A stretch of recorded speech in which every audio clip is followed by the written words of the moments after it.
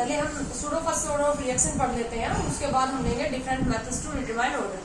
Pseudo first order reaction एक important definition है, term में कई बार पूछ लिया जाता है। तो सूडो फर्स्ट ऑर्डर रिएक्शन क्या होता है? सूडो फर्स्ट ऑर्डर रिएक्शन पहले मैं डेफिनेशन समझा रही हूँ, इसका मतलब जो है वो हम एग्जाम्पल करेंगे, उससे समझ में आएगा। Reaction which are surely not first order but they follow first order kinetics under certain condition। Reaction which are truly not first order, ये वास्तव में फर्स्ट ऑर्डर रिएक्शन नहीं होती, बट कुछ कंडीशन, इनका ऑर्डर कोई डिफरेंट होता है, बट कुछ कंडीशन, कुछ ऐसी कंडीशन आ जाती हैं जिसके अंदर ये फर्स्ट ऑर्डर बन जाती है। ऐसी रिएक्शन जो वास्तव में फर्स्ट ऑर्डर नहीं होती, बट कुछ कंडीशन के अंदर फर्स्ट ऑर्डर काइनेटिक्स को ये फॉलो करना स्टार्ट कर देती हैं, ये फर्स्ट ऑर्डर बन जाती हैं। ऐसी रिएक्शन को क्या बोलते हैं? Pseudo first order reaction. इसको समझने के लिए हम एग्जाम्पल्स के साथ एक्सप्लेन करेंगे। अच्छा, एक बात यहाँ पर मैं इसको समझने के लिए एक नोट लिख लो। नोट ये है कि अगर किसी भी रिएजेंट को, किसी भी रिएक्टेंट को अगर हम एक्सेस में लेते हैं, तो इफ एनी रिएक्टेंट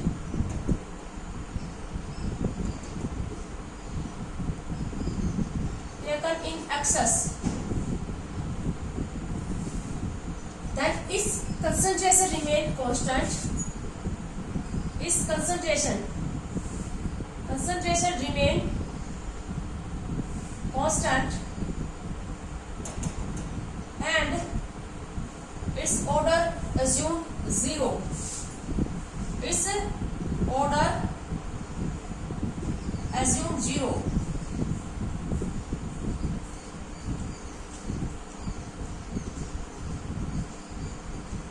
मैंने नोट ये लिखवाया है कि जिस रिएक्टेंट को हम एक्सेस में लेते हैं, एक्सेस एक कंपेरेटिव वर्ड है, हमने दो रिएक्टेंट ले रखा है, एक के अमाउंट बहुत कम है, एक के 1 मोल ले रखे हैं, दूसरे के हमने 1000 मोल ले रखे हैं। तो जिसके 1000 मोल ले रखे हैं वो एक्सेस में है। अब हमारे पास एक ही रिएक्टेंट है, तो उसको हम एक्सेस में ये नहीं कहेंगे कि हमने, हमारे पास ए से बी बन रहा है और ए की अमाउंट हमने 1000 मोल ली है, तो वो एक्सेस नहीं है। एक्सेस एक कंपेरेटिव वर्ड है। जब दो रिएक्टेंट की कंसेंट्रेशन में बहुत ज्यादा डिफरेंस हो जाएगा, अब एक रिएक्टेंट की कंसेंट्रेशन हमने 1 मोलर ले रखे और एक की 5 मोलर ले रखे हैं, तो भी वो एक्सेस वर्ड यूज नहीं करेंगे। एक्सेस वर्ड कब यूज करेंगे? लगभग 100 या इससे भी ज्यादा का डिफरेंस हो कंसेंट्रेशन में, तब।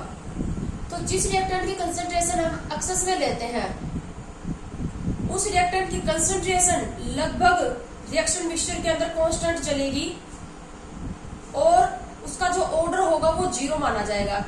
उसका ऑर्डर 0 क्यों होगा? क्योंकि जब उसकी कंसंट्रेशन ही कांस्टेंट चल रही है, तो उसकी कंसंट्रेशन का चेंज होने का रिएक्शन के रेट के ऊपर कोई इफेक्ट नहीं पड़ेगा।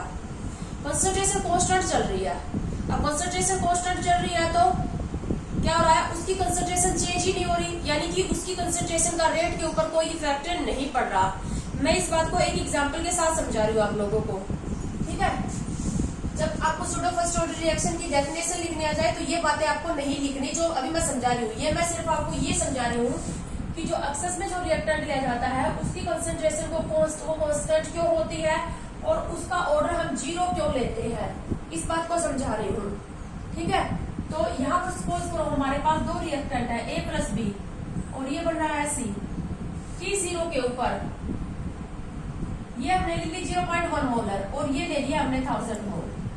इसकी 1000 मोलर है कंसेंट्रेशन, इसकी है 0.1 मोलर, ठीक है। और 1 की है स्टोइचियोमेट्री। हमेशा बैलेंस्ड केमिकल इक्वेशन आपको दी जाएगी केमिकल काइनेटिक्स में। तो अब हम ये कह सकते हैं कि इसका 1 मोल, इसके 1 मोल के साथ रिएक्ट करके इसका 1 मोल बनाता है। इसका 1 कंज्यूम होगा तो इसका भी 1 कंज्यूम होगा। इसका 0.1 कंज्यूम होगा तो इसका भी क्या हो जाएगा? 0.1, और इसका भी क्या बन जाएगा? 0.1। तो T equal to T time के ऊपर सपोज करो ये सारा का सारा 100% खत्म हो गई रिएक्शन, 100% कंज्यूम हो गया, तो ये तो पूरा 0.1 खत्म हो जाएगा। तो ये 0.1 खत्म हो जाएगा, तो ये तो इसकी कंसेंट्रेशन क्या बच जाएगी? 0, ठीक है।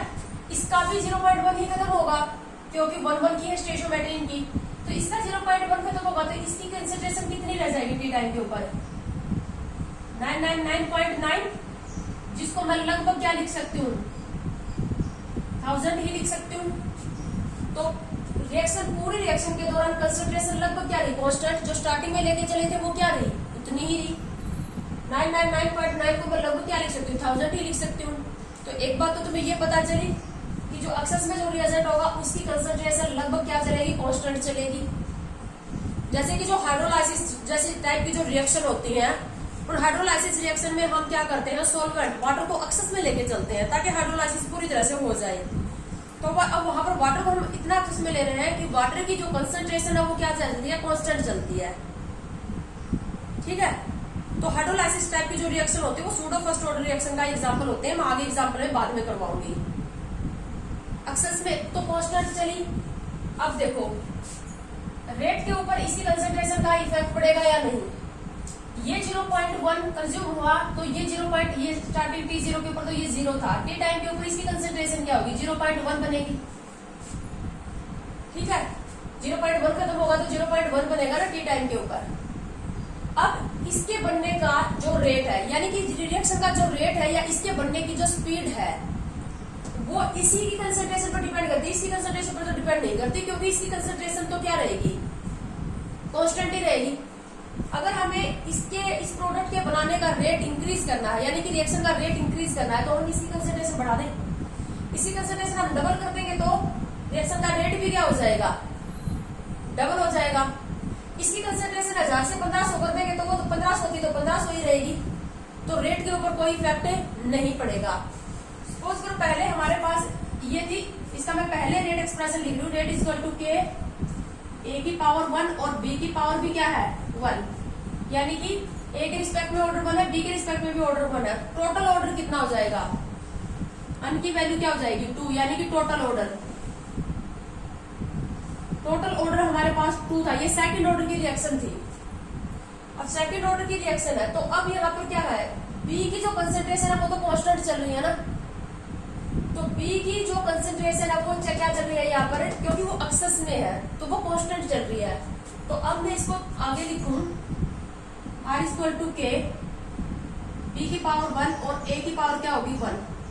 क्या इसकी कंसेंट्रेशन चेंज होने से रेट पे कोई इफेक्ट पड़ रहा, नहीं पड़ रहा। इसकी कंसेंट्रेशन अगर 1000 से 1500 कर दोगे तो भी वो क्या रहेगी, रेट को अफेक्ट नहीं करेगी, क्योंकि 1500 में से भी 0.1 ही तो खत्म होगा।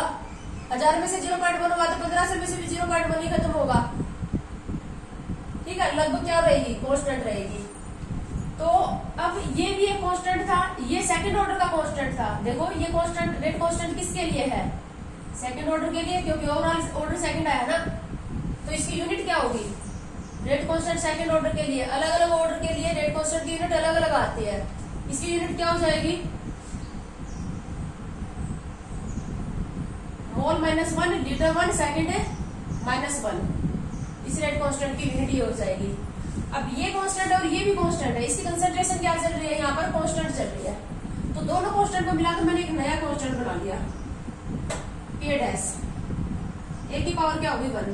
अब ये रिएक्शन फर्स्ट ऑर्डर बन गई क्या, ये रिएक्शन क्या बन गई, फर्स्ट ऑर्डर बन गई ये, क्योंकि ए की 1 पावर पर डिपेंड कर रही है। तो अब रिएक्शन बन गई फर्स्ट ऑर्डर। पहले ये फर्स्ट ऑर्डर नहीं थी, ये सेकंड ऑर्डर थी, बट एक्सेस में ले लिया एक रिएजेंट, कुछ कंडीशन के अंदर फर्स्ट ऑर्डर को फॉलो कर रही है।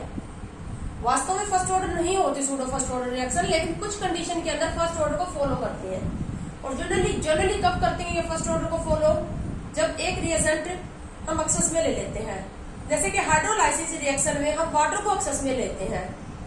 अब जैसे हमें एस्टर की हाइड्रोलाइसिस करनी है, या हमें जैसे सुक्रोज की हाइड्रोलाइसिस करनी है, तो वहां पर वाटर को एक्सेस में लेंगे हाइड्रोलाइसिस कंप्लीट करने के लिए। तो क्या होगा, स्टार्टिंग में अगर वाटर को एक्सेस में नहीं लेते तो सुक्रोज और वाटर दोनों की कंसेंट्रेशन पर रिएक्शन का ये रेट के ऊपर इसका इफेक्ट पड़ता, तो सेकंड ऑर्डर होती। लेकिन अगर एक्सेस में लोगे वाटर को तो वाटर की कंसेंट्रेशन तो कांस्टेंट चलेगी ना, सेकंड ऑर्डर से क्या बन जाएगी, फर्स्ट ऑर्डर बन जाएगी। एग्जाम्पल और अच्छे से आगे समझाऊंगी। तो देखो बेटा, सूडो फर्स्ट ऑर्डर रिएक्शन समझ रहे हो तुम, मतलब इस तरह से एक एग्जाम्पल लिया हमने एक रिएजेंट को एक्सेस में ले लिया तो उसकी कंसेंट्रेशन क्या चली, कांस्टेंट। अब इसकी कांस्टेंट चली तो दोनों कांस्टेंट को मिलाकर हमने नया कांस्टेंट बना दिया। अब यहाँ पर मैं इसको चाहिए ऐसे भी बोल दूं कि b की पावर क्या है 0, ऐसे भी लिख सकते हो ना क्योंकि बी की कंसंट्रेशन का रेट के ऊपर कोई इफेक्ट नहीं आ रहा, यानी कि बी के रिस्पेक्ट में ऑर्डर क्या हो गया, 0। तो मैंने यहाँ पर नोट में आपको दो बातें लिखाई है, जिसकी कंसंट्रेशन एक्सेस में लेंगे, एक तो जिस रिएजेंट को हम एक्सेस में लेंगे उसकी कंसंट्रेशन कांस्टेंट रहेगी और उसके रिस्पेक्ट में ऑर्डर क्या रहेगा, 0।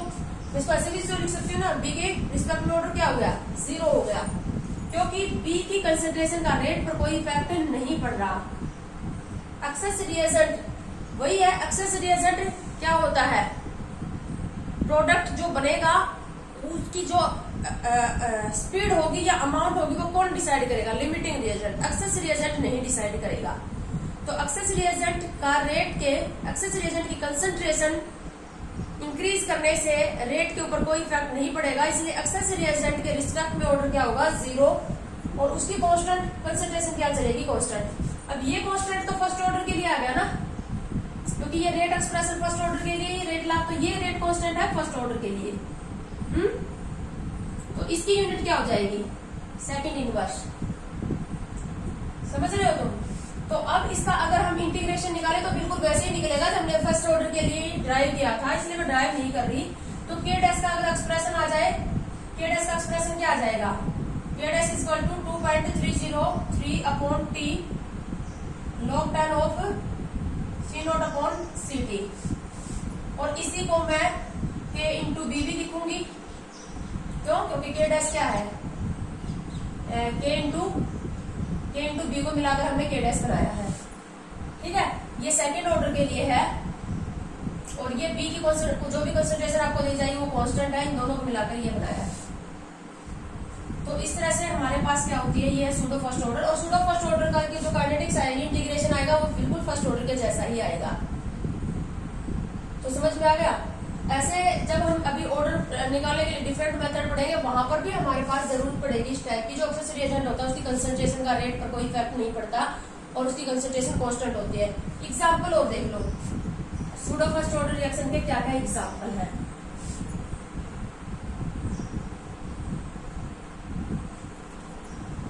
फर्स्ट ऑर्डर का हाइड्रोलाइसिस ऑफ सुक्रोज,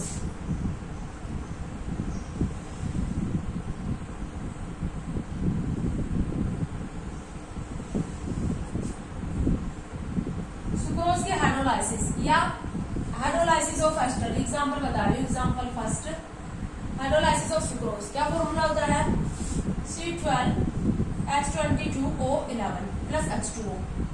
हाइड्रोलाइसिस कर रहे हैं, या तो हाइड्रोलाइसिस होगी एसिड की हेल्प से या एंजाइम भी कर देते हैं। तो एसिड हाइड्रोलाइसिस करवा रहे हैं हम, H पॉजिटिव आयन की प्रेजेंस में ये हाइड्रोलाइसिस हो रही है एसिड की प्रेजेंस में। तो क्या होना चाहिए था, जो स्टार्टिंग में अगर हम वाटर की कंसंट्रेशन एक्सेस में नहीं लेते पर उससे हाइड्रोलाइसिस कंप्लीट नहीं होती, हाइड्रोलाइसिस के लिए वाटर को एक्सेस में लेना पड़ेगा। अगर वाटर की कंसंट्रेशन और सुक्रोज की कंसंट्रेशन हम ज्यादा, मतलब सर्टेन अमाउंट क्या होता है, ज्यादा कंपेरेटिव अमाउंट में लेते, तो रेट हमारे पास क्या होना था इस रिएक्शन का, इस रिएक्शन का जो रेट होता वो सुक्रोज की कंसंट्रेशन पर भी डिपेंड करता और वाटर की कंसंट्रेशन पर भी डिपेंड करता। ठीक है, लेकिन इसको एक्सेस में ले लोगे, अभी समझाया था मैंने, अगर इसको एक्सेस में ले लोगे, जैसे इसका 1 मोल ले रखा है और ये 1000 मोल ले रखा है, तो इसकी कंसंट्रेशन तो कांस्टेंट चलेगी, इसका 1 मोल भी पूरी तरह से जब हाइड्रोलाइज हो जाएगा तो इसके तो 999 मोल रह जाएंगे ना, तो इसकी कंसंट्रेशन लगभग क्या चलेगी, कांस्टेंट चलेगी। तो अब रिएक्शन का जो रेट होगा वो सिर्फ किस पर डिपेंड करेगा, अब वाटर की कंसंट्रेशन तो क्या है, कांस्टेंट चलेगी। तो इन दोनों कांस्टेंट को मिलाकर हम एक नया कांस्टेंट बना देंगे। ये पहले सेकंड ऑर्डर थी, और ये कंसंट्रेशन हमारे पास क्या होगी, सुक्रोज, ये नया कांस्टेंट बन गया हमारे पास R is equal to K dash concentration of C12H22O11। तो रेट जो है वो इस पर डिपेंड कर रहा है, सुक्रोज की कंसंट्रेशन पर। तो ऑर्डर क्या बन गया, फर्स्ट ऑर्डर। तो सूडो फर्स्ट ऑर्डर है, सिर्फ फर्स्ट ऑर्डर तो नहीं है ना, ठीक। तो ये सेकंड ऑर्डर, अगर इसको कंपेरेटिव अमाउंट लेते दोनों की, लेकिन हाइड्रोलाइसिस कंप्लीट करवाने के लिए हमें इसको एक्सेस में लेना ही पड़ेगा। एक्सेस में लगे तो वाटर की कांस्टेंट कंसंट्रेशन चलेगी। अब वाटर के रिस्पेक्ट में ऑर्डर क्या हो गया, 0। वाटर की कंसंट्रेशन बढ़ाने से रेट के ऊपर कोई इफेक्ट हाइड्रोलाइसिस कि रेट के ऊपर कोई इफेक्ट नहीं पड़ रहा। तो इस तरह से ये क्या बन गई, सूडो फर्स्ट ऑर्डर रिएक्शन। इसी तरह से हाइड्रोलाइसिस ऑफ फर्स्ट भी सूडो फर्स्ट ऑर्डर का एग्जांपल होती है। तो ये थी सूडो फर्स्ट ऑर्डर रिएक्शन। इस लेक्चर में हम इतना ही लेंगे। नेक्स्ट लेक्चर में पढ़ेंगे methods to determine order of reaction.